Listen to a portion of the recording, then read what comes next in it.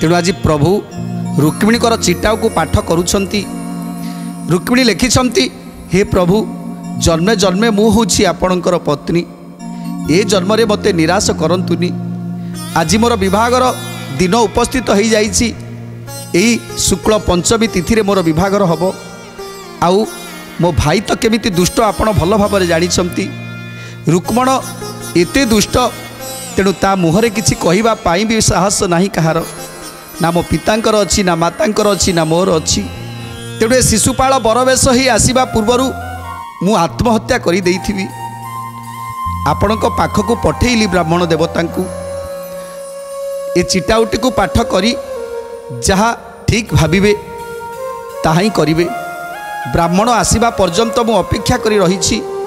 आ ब्राह्मण आसी मते जदि सुखबर देबे तो ताहले ये देह धरिकी रहिबी। जदि ब्राह्मण सुखबर न देबे ताहले शरीर को रखी लाभ कौन। मु केबे से शिशुपालर हाथ धरी पारिबिनी, केबे से शिशुपालर हाथ धरी पारिबिनी प्रभु। आउ कौन लिखिछंती चिटाउरे, यद्यपि मोठारे दया न करिब नाथ, निसे प्राण हराइबी ए मोर नियत। निसे प्राण हराइबी ए मोर नियत, निसे प्राण हराइबी ए मोर नियत। आत्मघाती भी पछे नहुमान भंग, छार शिशुपाल छुई न पारे मंग। छार शिशुपाल छुई न पारे मंग, छार शिशुपाल छुई न पारे मंग।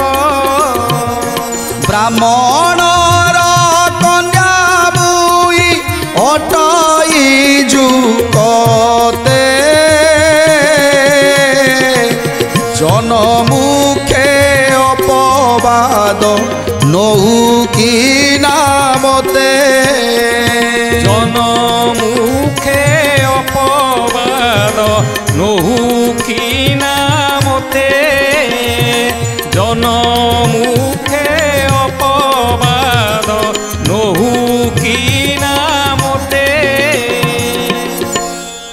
तेणु आत्मघाती हो जीवी बरং मु केबे से शिशुपाल को विवाह करि पारिबिनी।